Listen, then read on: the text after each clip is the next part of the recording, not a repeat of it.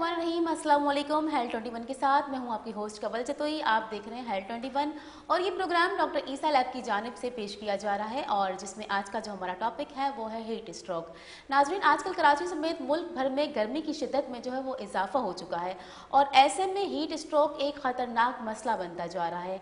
हर उम्र के अफराद, खुसूसन बच्चे, बुजुर्ग और बाहर काम करने वाले जो अफराद हैं वो इससे ज़्यादा मुतासर हो सकते हैं।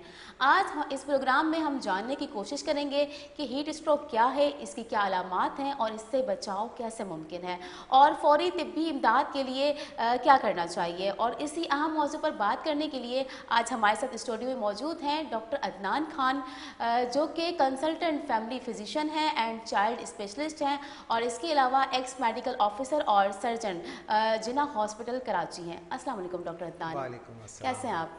अल्लाह का शुक्र है। आप डॉक्टर, कैसी? मैं बिल्कुल ठीक हूँ और मैं आपको अपने शो में वेलकम करती हूँ। थैंक बहुत यू। शुक्रिया, आपने टाइम निकाला और मेरे शो में आए।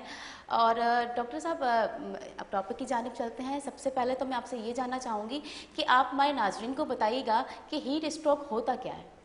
देखें, हीट स्ट्रोक, पहले तो इसकी डेफिनेशन समझ लें। हीट मीन्स गर्मी, स्ट्रोक मीन्स फालिज या फालिज का असर। हीट स्ट्रोक जो है वो ज़्यादातर जब होता है जब आपका इन्वायरमेंटल टेम्परेचर जो है वो आपकी बॉडी टेम्परेचर से ज़्यादा हो जाता है, जिसके वजह से होता है कि आपके ब्रेन में जो हाइपोथैलेमस है, जो आपका टेम्परेचर बॉडी का कंट्रोल करता है, वो फेल हो जाता है। उसकी वजह से हीट स्ट्रोक होता है। अच्छा, तो इसकी इब्तिदाई जो अलामात होती हैं वो क्या होती हैं? कैसे हमें पता लगेगा कि इस वक्त जो है वो हीट स्ट्रोक है हमारे ऊपर और हमें जो है इससे बचना चाहिए? देखिए, हीट स्ट्रोक में जो मेन दो सिम्टम्स होते हैं ना, वो दो किस्म के होते हैं। एक वो है जो आम पब्लिक जो पहचानती है कि ही सफरिंग फ्रॉम हीट स्ट्रोक, और सेकेंड सिम्टम्स वो होते हैं जो डॉक्टर्स पहचानते हैं। जो आम आदमी पहचानता है हीट स्ट्रोक में, वो सबसे पहले जो होती है वो मोस्ट प्रॉब्ली वो जो है बेहोश हो जाता है, उसके कॉन्शियस क्लियर नहीं होते हैं, मेमोरी लॉस हो जाती है, या कभी एक और अनकॉन्शियस सेमी कॉन्शियस में चले जाता है। और जो मोस्ट इंपॉर्टेंट जो इसका सिम्टम्स है वो हाई ग्रेड फीवर है, तकरीबन 104 105 से हो रहा होता है टेम्परेचर। ये दो मेन सिम्टम्स हैं जो आम लोग पहचानना चाहिए कि स्ट्रोक है।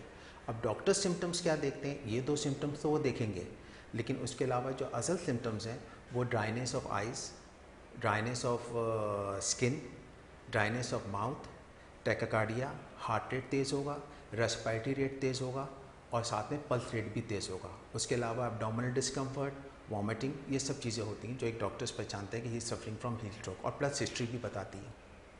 अच्छा डॉक्टर साहब, आपको पता है कि हीट स्ट्रोक का सीज़न चल रहा है और इसमें आप क्या कहना चाहेंगे कि पानी कितना ज़रूरी है और इन दिनों में जो है पानी की क्या मिकदार जो है वो रखनी चाहिए?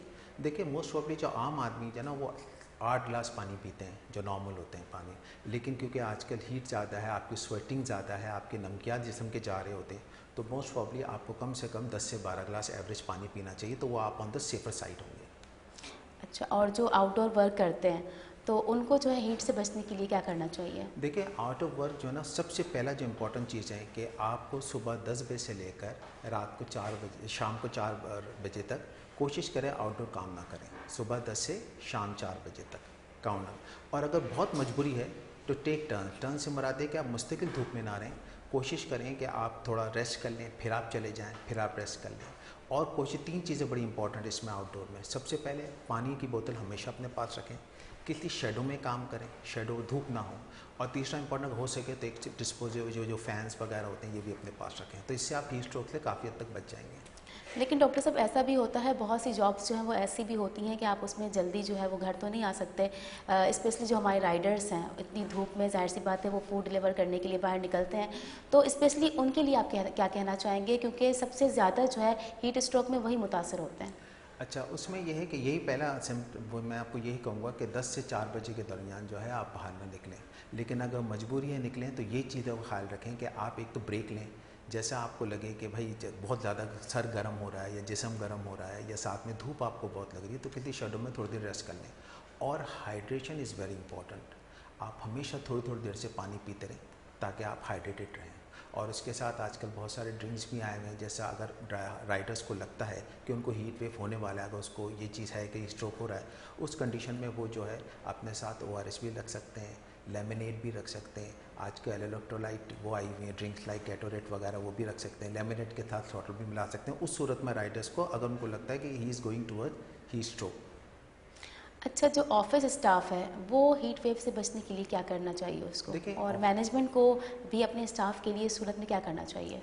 देखिए ऑफिस स्टाफ जो है ना, उनके लिए तो ज़्यादा प्रोटेक्शन ज़्यादा अच्छी रहती है, क्योंकि सबसे पहले वो छाँव में रहते हैं, ठीक है। लेकिन जो उनका जो मेन इंचार्ज है, उनको चाहिए कि उनको प्रॉपर फ़ैन प्रोवाइड करें, और अगर अफोर्ड कर सकते हैं तो एसी इन्वायरमेंट रखें। प्लस उनको भी एडवाइस करें कि वो प्रॉपर तौर पर जो है वो पानी पीते रहें और अपने आप को हाइड्रेटेड रखें।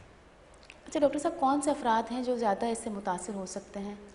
देखिए, सबसे पहले जो ज़्यादा मुतासिर वही लोग होते हैं जो ज़्यादा डे काम करते हैं। एक दूसरे लोग, बुजुर्ग लोग जो होते हैं, जो ओल्ड एज होते हैं, वो भी ज़्यादा मुतासिर हो सकते हैं, जो बाहर आउटडोर काम ज़्यादा करते हैं। इंडोर में इतने चांसेस कम होते हैं। तो बुज़ुर्ग जो है वो ज़्यादा जो है वो मुतासिर हो सकते हैं, इसकी क्या वजह है? असल में इनके अंदर इम्यूनिटी कम होती है, बहुत ज़्यादा कम होती है एज़ कम्पेयर टू यंग। दूसरा ये होता है कि उनके अंदर और सारी बीमारियां भी साथ चल रही होती हैं, जैसा हाई ब्लड प्रेशर है, शुगर है, डायबिटीज़ है, लॉन्ग टर्म इलनेस है, उनका रेजिस्टेंस पावर भी कम होता है, तो वो ज़्यादा अफेक्टेड होते हैं हीट स्ट्रोक से as compared to young persons. तो डॉक्टर साहब, हीट स्ट्रोक इमरजेंसी में हमारा पहला कदम क्या होना चाहिए? अगर किसी को हीट स्ट्रोक हो गया तो राइट, ये है ना, उसमें सबसे पहले तो आप इस पेशेंट को उस जगह से मूव करें जहाँ उसको हीट स्ट्रोक हुआ है, किसी शेडो की जगह ले जाएं। कि एक दूसरा ये कि इसके जो कपड़े हैं वो इनको लाइट, मतलब कोशिश करें उनको लाइट लाइट कलर्स के और हल्के कपड़े होते हैं वो पहनाएं। तीसरा ये है, जो मोस्ट इम्पॉर्टेंट चीज़ है, वो आप इनकी वाटर इवेपोरेशन होती है ना, जो उसके ज़रिए स्प्रे के ज़रिए होती है या पानी से छिड़काव, वो करें। और अगर अफोर्ड कर सकते हैं तो उसके अंदर जो आपके जो आइस पैड्स होते हैं वो आप गले में, बाजुओं में इधर उधर रखें, ताकि उसको ठंडक पहुँचे और उसकी बॉडी की जो हीट की जो वो है वो कम होती चली जाए। अच्छा डॉक्टर साहब, यही बताइएगा कि डिहाइड्रेशन में इससे बचने के लिए हमें क्या तरीका करना चाहिए देखिए, कि हम डिहाइड्रेशन से बच सकें? ठीक है, सबसे पहले आपको नंबर वन इज़ हाइड्रेशन।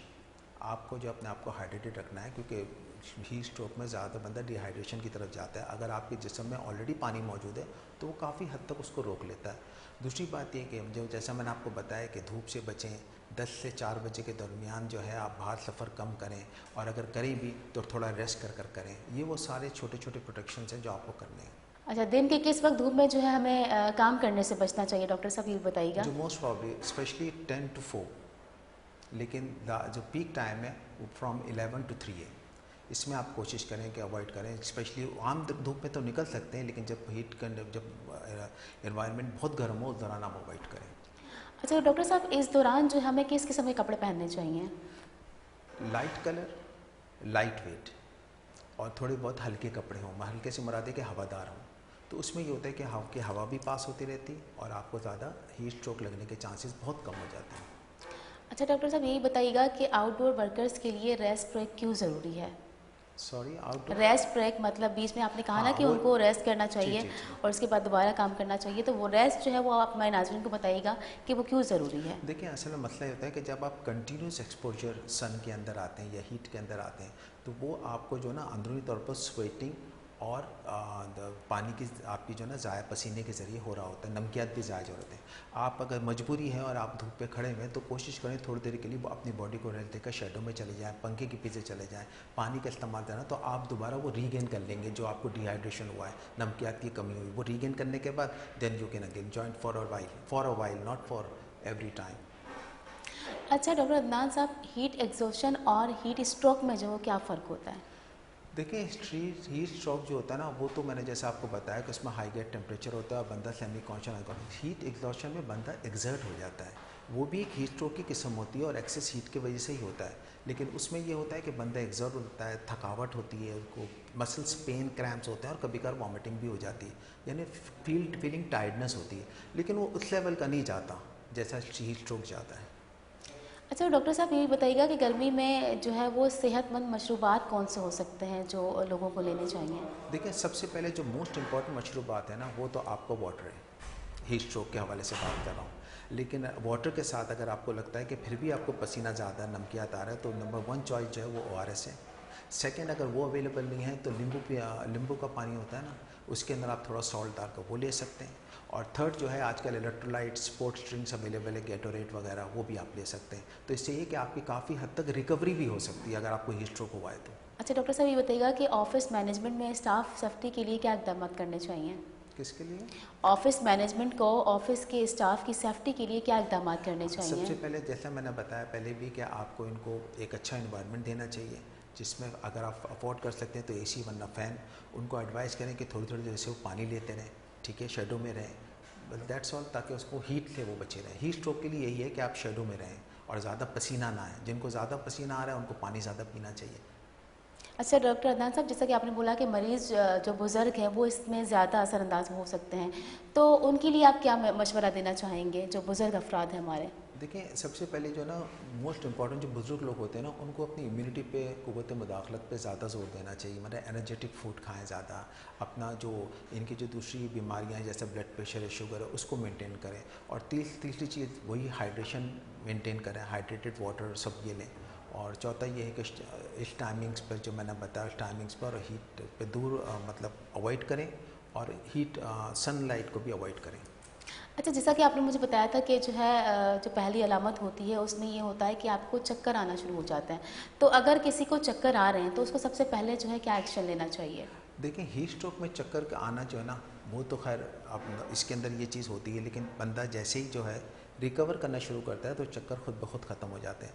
उसके अलावा चक्कर की बहुत सारी गोलियाँ हैं, जैसे स्टेमिटल वगैरह, वो भी दे सकते हैं। और प्लस पेशेंट को जैसे आप हीट स्ट्रोक पे जब उस हीट की जगह जहाँ उनको लगे, जब उनसे अलग ले जाएंगे शेडो पर, तो उसमें बहुत सारी, सबसे पहले उनको आप लाइंग पोजीशन की बदले, जैसे उनको लिटाकर थोड़ी सी टांगे ऊपर करेंगे, तो उससे ये होगा जो उनका ब्लड सर्कुलेशन है वो हार्ट और ब्रेन की तरफ ज़्यादा हो जाएगा, जिसके वजह से उनके चक्कर आना वैसे कम हो जाएंगे। और जो मैंने आपको बताया कि आइस पैड रखिएगा, वाटर की स्प्रे कीजिएगा साथ में, ये सब। और इनको अगर चाहें तो आप मशरूबात भी पिला सकते हैं उस सूरत में जब वो कॉन्शियस हो। लेकिन जब वो अनकॉन्शियस हो तो उस कंडीशन में आपको कुछ नहीं करना, फिर आपको हॉस्पिटल रेफ़र करना है। तो डॉक्टर साहब, अगर मुसलसल धूप में जो बंदा काम करता रहे तो उस पर जो है क्या ख़तरात हो सकते हैं? सबसे पहले खतरात तो हीट स्ट्रोक के ही होते हैं। सेकंड, जैसा मैंने आपको बताया कि पानी की कमी हो जाती है, नमकियात की कमी हो जाती है, तो यही चीज़ें हैं ज़्यादा। अगर हीट स्ट्रोक के हिसाब से पूछा जाए, हीट एग्जॉस्शन भी हो सकता है और हीट स्ट्रोक भी हो सकता है। और हीट स्ट्रोक की आगाही के हवाले से आप क्या कहना चाहेंगे? इसकी आगाही की ट्रेनिंग क्यों ज़रूरी है? इसमें देखिए, दो चीज़ें हैं। एक तो ये होती है कि अगर किसी आदमी को काम करते करते ये चीज़ हो जाए, तो अगर इसने ये आगाही ली भी हो हीट स्ट्रोक की, तो कम से कम वो भी अपने आप को संभाल सकता है सीवियर कंडीशन में जाने से पहले। और अगर उसने ली भी, जो अगर ज़्यादातर लोगों को ये चीज़ पता है, तो वो अपने साथी को कम से कम यही चीज़ें कर सकते हैं कि उनको प्रोटेक्ट किया जाए और उनको जो मैंने बताया फर्स्ट एड दिया जाए, तो उनको भी ये बात पता हो कि इसको हीट स्ट्रोक हुआ है। This is very important. वरना लोग अमूमन परेशान हो जाते हैं, इनको हो क्या रहा है, हमें समझ में नहीं आ रहा कुछ। तो उनको, अगर उनको पता चल जाए कि हीट स्ट्रोक में ये चीज़ें होती हैं, तो लोग बड़ा ईजी लेकर उनको फर्स्ट एड दे सकते हैं। बाकी आपको पता है वो हॉस्पिटल का फिर केस होता है। अच्छा डॉक्टर साहब, तो जो जॉब करने वाले लोग होते हैं जिन्हें रेगुलर जो है वो जाना होता है अपने ऑफिस वगैरह, तो उनके लिए क्या कहेंगे? वो अपनी सेहत को किस तरह बरकरार रख सकते हैं? देखें, सबसे पहली बात तो है diet. This is most important. कि आप अगर गर्मियों में बहुत ज़्यादा मुरगन डाइट ले रहे हैं, तो ज़ाहिर बात है वो फिर हीट में आपको प्रॉब्लम करेगा। हमेशा लाइट वेट लें, वेजिटेबल्स लें, फ्रूट्स का इस्तेमाल ज़्यादा करें, और मशरूबात का इस्तेमाल, ड्रिंक का इस्तेमाल ज़्यादा करें, पानी वगैरह इसका। और दूसरी बात ये है कि वही मैं आपको बात बोलूँगा कि क्योंकि उनको पता होगा, तो वो हीट स्ट्रोक से अवॉइड करने के लिए उस टाइमिंग को अवॉइड करें बाहर जाना, जब वो हीट स्ट्रोक हो रहा हो या हीट बहुत ज़्यादा हो। अच्छा डॉक्टर साहब, मुझे ये बताइएगा कि इसका जो ट्रीटमेंट है वो कैसे हो सकता है? किसी को हीट स्ट्रोक हुआ है और फौरी तौर पर डॉक्टर के पास हम उसे ले आए, तो इसका जो ट्रीटमेंट होता है वो कैसे होता है? देखिए, इसके ट्रीटमेंट दो हैं। सबसे पहला ट्रीटमेंट जो है, जो आसपास के लोग हैं जिन्होंने देखा उसकी कंडीशन ख़राब हो रही है, वो ट्रीटमेंट है।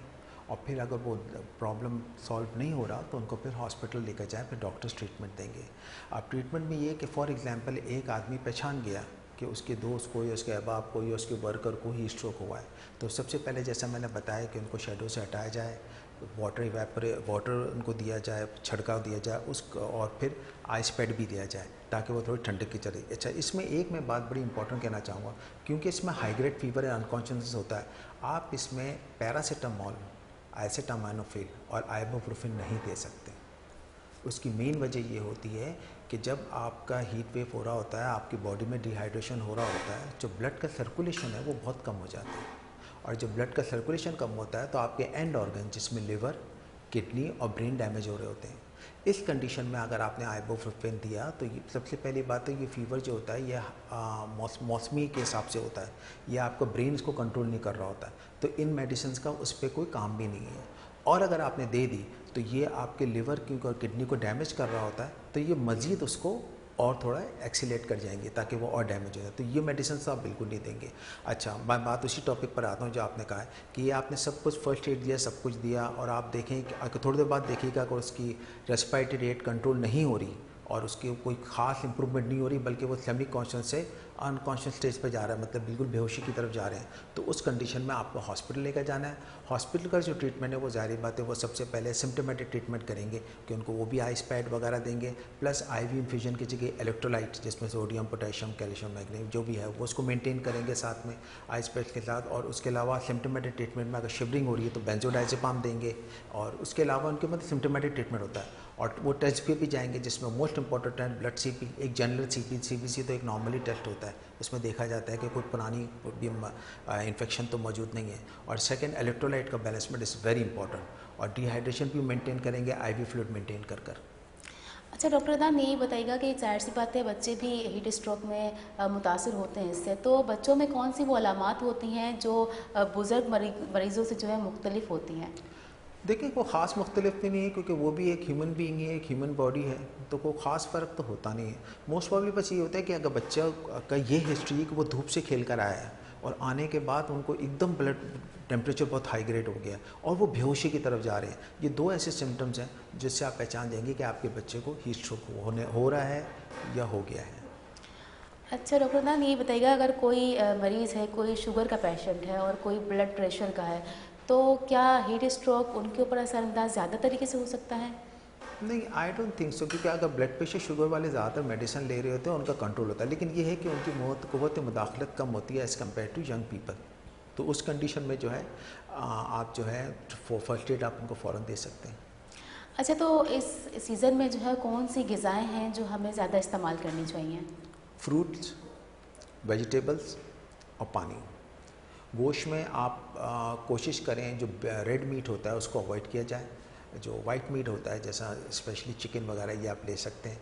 वेजिटेबल्स आप सारी इस्तेमाल कर सकते हैं, रोटी चावल भी इस्तेमाल कर सकते हैं, कोई ऐसा प्रॉब्लम नहीं। बस द मेन थिंग इज़ कि to protect your self from heat stroke you should take excess water. अच्छा, तो फिर वो कौन सी चीज़ें हैं जो इस सीज़न में जो है बिल्कुल भी इस्तेमाल नहीं करनी चाहिए, उससे हमें ज़्यादा नुकसान हो सकता है, हीट स्ट्रोक का जो है उस पर भी बुरा असरअंदाज हो सकता है?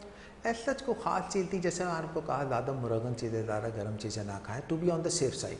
अदरवाइज़ ऐसा कोई ख़ास परहेज़ नहीं है, बस जो आपको जो परहेज़ करना है हीट स्ट्रोक से वो धूप से और हीट से परहेज़ करना है, बाकी ऐसा कुछ नहीं है। अच्छा, गर्मी जो है वो हमारी जो ज़हनी सेहत है उस पर किस तरह मुतासर हो सकती है? क्योंकि ज़्यादातर लोग कहते हैं कि जब ज़्यादा गर्मी होती है तो ब्लड प्रेशर भी हाई हो जाता है और गुस्सा भी आना शुरू हो जाता है, तो क्या ऐसा है? हाँ, ये आपने सही बात बोला कि गर्मी से इंसान चिड़चिड़ा हो जाता है, यू आर राइट कि बहुत ज़्यादा गर्मी होती है। लोग गुस्सा करना शुरू हो जी जाते जी हैं जी, कि लड़ना शुरू लेकिन कर देते ऐसा हैं। है कि जो गर्मी जो होती है ना, जैसा मैंने आपको बताया, क्योंकि एक्सेस स्वेटिंग पसीना आता है और एक्सेस नमकियात ज़ाए जाते हैं, तो उससे ब्लड प्रेशर लो के चांसेस ज़्यादा होते हैं। और जब ब्लड प्रेशर लो होता है, वॉल्यूम कम होता है, तो आपके वो एंड ऑर्गन्स को वो ग़िज़ा नहीं जाता, ऑक्सीजन वगैरह सप्लाई कम कर देता है, जिसकी वजह से एंड ऑर्गन आपके डैमेज होने लगते हैं। तो बेहतरीन तरीका ये है कि अगर आप हाइड्रेटेड रहेंगे तो वॉल्यूम जो सर्कुलेशन का जो वॉल्यूम है ब्लड का वो इतना कम नहीं होगा और वो काफ़ी हद तक इसको प्रोटेक्ट कर सकता है फ्रॉम डैमेजिंग एंड ऑर्गन्स। अच्छा, गुस्से के साथ साथ डॉक्टर साहब ये भी होता है कि नींद जो गर्मी में जो है हमें नींद भी नहीं आ रही होती और इस वजह से हमारी नींद पूरी नहीं हो पाती, तो इससे क्या नुकसान हो सकते हैं? देखिए ये तो सबके साथ है ना, जैसा हमारे यहाँ मुल्कों में लाइट वगैरह जा रही है, हाँ, और फिर वो लोड शेडिंग बहुत ज़्यादा हो गई है और रात ज़्यादा में है। लोग नहीं सो पाते, सुबह उठ के काम पे भी जी जाना जी, है, तो फिर वो क्या कर सकते हैं? मैं तो कहूँगा सोलर लगवा लें पसीने में सोने से अच्छा है कि आप जो है उसको वो कर ले। हाँ। मतबादल तो होना चाहिए ना इस मुल्क में, लेकिन किसी को भी पसीने में नींद नहीं आती, किसी को भी कम हवा में नींद नहीं लेकिन फिर आती। ये है ना कि ज़ाहिर सी बात है उससे नींद तो नहीं पूरी होती, कुछ लोगों को सुबह ऑफिस जाना होता है, बच्चे हैं उन्हें स्कूल जाना होता है, तो जब नींद पूरी नहीं होगी तो फिर ज़ाहिर सी बात है सेहत पे हमारी उसका जो असर है वो भी बुरा होगा। देखें, हर आदमी को 8 घंटे सोना ज़रूरी है, 8 hour. This is very important thing. अगर बंदे की रात को नींद पूरी नहीं हो रही है ड्यू टू लोड शेडिंग या कोई प्रॉब्लम पसीने की वजह से घर में, तो वो कोशिश करे कि दिन को 1 या 2 घंटे का नैप ले ले, वो उसको कवर करेगा। लेकिन अगर आप 8 घंटे नहीं, चाहे एसी हो या ना हो, चाहे पंखे हो ना हो, चाहे आपको पसीना आ रहा है या ना आ रहा, 8 घंटे की नींद आपको बहुत ज़रूरी है। लोग कहते हैं 6 to 8 आवर्स, लेकिन मैं कहता हूँ कि 7 to 8 आवर्स इसमें। जो इंसान 8 आवर्स सो जाएगा ना, वो बहुत अच्छा फ्रेश रहेगा, बहुत अच्छा परफॉर्मेंस करेगा वो। और जिसकी नींद कम होगी ना, भले वो एसी में सोकर बगैर पसीने के नींद भी कम कर रहा है, तो वो भी अच्छी परफॉर्मेंस जो है ना अपनी लाइफ टाइम डेली लाइफ में नहीं कर पाएगा। अच्छा डॉक्टर साहब, इस ज़ाहिर सी बात है इस सीज़न में ज़्यादातर लोग जो है वो एसी में रहना पसंद करते हैं, तो अक्सर ऐसा भी होता है मुसलसल आप एसी में रहते हो और फिर उसके बाद एकदम आप बाहर निकलते हो और धूप में आ जाते हो, तो उससे क्या नुकसान हो सकता है? ये आपने बहुत अच्छा सवाल किया और दिस इज़ वेरी रॉन्ग। आप किसी बाहर मुल्क में भी जाएंगे तो आप देखें, जब आप एसी में जा रहे होते हैं, अक्सर होता है ये, आप किसी भी अमेरिका, लंदन कहीं भी चले हैं, तो एक छोटा सा कमरा बनाया होता है, space between the shop and outside. उन लोग उस 2 दरवाजे खोलकर वो अंदर जाते हैं। उसकी मेन वजह ये होती है कि आप एकदम एक्सपोज ना हो एसी को या हीटर को ना, और जिससे आपकी बॉडी को बहुत नुकसान हो सकता है। तो कोशिश यह करें कि जब आप कोई गाड़ी भी पार्क करें तो थोड़ी देर पहले आप अपना एसी ऑफ कर दें, ताकि थोड़ा आप टेम्परेचर है, फिर आप धूप में निकलें। और इसी तरह जब आप एसी से बाहर निकलें तो थोड़ी देर आप रेस्ट कर लें, जैसा मैंने आपको बताया ना, छोटा सा वो एरिया होता है, उसमें आप रेस्ट करें, फिर आप बाहर जाएँ, तो उससे आपकी बॉडी को नुकसान नहीं होगा। अच्छा, कुछ जगह ऐसी भी होती हैं कि जो बिल्कुल पैक होती हैं, वेंटिलेशन का भी वहाँ पर कोई जगह नहीं होती है, तो क्या समझते हैं ऐसी जगहों पर हीट स्ट्रोक का ख़तरा ज़्यादा हो सकता है? नहीं, देखें, हीट स्ट्रोक का ख़तरा तो किसी वक्त भी हो सकता है। फॉर एग्जांपल, अगर एक आदमी तंदूर का काम कर रहा है या एक आदमी वेल्डिंग का काम कर रहे हैं, उसको हीट ज़्यादा हो गई, गर्मी में काम करें, तो उनको भी हीट स्ट्रोक हो सकता है, हीट की वजह से स्ट्रोक हो सकता है। लेकिन अगर वो कमरा आप जैसा कह रही है बंद है और उसमें हब्स है, तो हब से भी वही एक तरीके से हीट प्रोड्यूस होगी, और जब वो हीट प्रोड्यूस होगी तो वो नुकसानदेह हो सकती है। अच्छा डॉक्टर अदनान, ज़्यादातर लोग जो हैं वो ज़ाहिर सी बात है जिम जाते हैं और कुछ लोग घर पे भी एक्सरसाइज करते हैं, तो एक्सरसाइज के दौरान जो है वो उन्हें किन बातों का ख्याल रखना चाहिए? क्योंकि ज़ाहिर सी बात है इतनी गर्मी है, उसके बाद एक्सरसाइज करना, तो कौन सी एहतियाती तदाबीर हैं या कौन सी ग़िज़ाएँ हैं जो उन्हें यूज़ करनी चाहिए? देखिए, सबसे पहली बात है, ये जो बॉडी बिल्डर्स होते हैं इनको ख़ास तौर पर प्रोटीन डाइट पे रखा जाता है, ठीक है, प्रोटीन एक्सेस ज़्यादा लें। अच्छा, जब इंसान प्रोटीन डाइट लेता है तो उसको वाटर की भी ज़रूरत होती है। आपने अक्सर देखा होगा जो बॉडी बिल्डिंग कर रहे होते हैं वो वे प्रोटीन लेते हैं या पानी ले रहे होते हैं, उनके साथ एक बॉटल होती है, वो उसको कंपनसेट कर रही होती है। जो उनकी स्वेटिंग, जो उनको पसीना ज़्यादा हो रहा है तो उनके नमकियात ज़्यादा हो रहे हैं, और यही करना चाहिए। एक्सेस अगर आप बॉडी बिल्डिंग करेंगे लेकिन आप अपनी इनटेक अच्छी नहीं रखेंगे, चाहे वो पानी के हिसाब से हो चाहे वो आपकी ग़िज़ा से हिसाब हो, तो आपकी बॉडी में जो आप रिजल्ट चाह रहे हैं वो आपको मिलेगा भी नहीं। अच्छा डॉक्टर साहब, ऐसा भी होता है कि गर्मी में बहुत से लोग ऐसे होते हैं जो बार बार जो है वो महसूस करते हैं, थकन महसूस करते हैं खासकर, तो ये जो थकन वाली अलामत है ये किस चीज़ की अलामत है? ये हीट एग्जॉशन है। जो गर्मी में, जो आपने मुझसे सवाल किया था ना कि हीट एग्जॉशन क्या होता है, गर्मी में इंसान किसी ऑफिस वर्क से बाहर चली गया आधे घंटे, लेकिन वो हीट स्ट्रोक का शिकार नहीं हुआ है, लेकिन उनको हीट एग्जॉशन हो गई है। उसमें भी यही ट्रीटमेंट है कि आप आते को मशरूबात को अच्छा सा ले लें जो आपको पसंद है, उसमें थोड़ा नमक डाल लें, जैसा मैंने बताया लेमनेड अलॉन्ग विद सॉल्ट ले लें, ड्रिंक्स बहुत सारी अवेलेबल है वो आप ले लें, या आकर पानी पी लें थोड़ा सा, तो वो काफ़ी हद तक आपको बेहतर महसूस होगा। तो इस सीज़न में अगर नमक को कम यूज़ किया जाए तो नमक की जो कमी है क्या वो तिब्बी मसाइल पैदा कर सकती है? देखें, नमक तो वैसे भी it's not good for health ना, आपको एक नॉर्मल मिकदार में नमक लेनी चाहिए, क्योंकि ब्लड प्रेशर भी हो सकता है, दूसरे प्रॉब्लम भी है। लेकिन अगर हीट स्ट्रोक के पॉइंट ऑफ व्यू से आप कह रही हैं तो हाँ, नमक का इस्तेमाल थोड़ा ज़्यादा करना चाहिए, ताकि वो आपकी बॉडी में जो नमकियात की कमी हुई है उसको वो पूरा करें। डॉक्टर अदनान, बहुत शुक्रिया, और बहुत अच्छा लगा आज आपने जो है हीट स्ट्रोक के हवाले से हमें बहुत ज़्यादा मालूमात फ़राहम की। और नाज़रीन, उम्मीद करते हैं कि आज की गुफ्तगू जो है वो आपके लिए मुफीद और मालूमात साबित हुई होगी। हीट स्ट्रोक का सीज़न चल रहा है तो इसमें अपना बहुत सारा ख्याल रखिए, अपने बच्चों का भी ख्याल रखें। इसके साथ साथ प्रोग्राम का वक्त अपने इख्तिताम पर पहुँचता है, फिर मिलेंगे एक नए टॉपिक के साथ। तब तक अपनी मेज़बान कंवल जतोई को दीजिएगा इजाज़त। अल्लाह हाफ़िज़।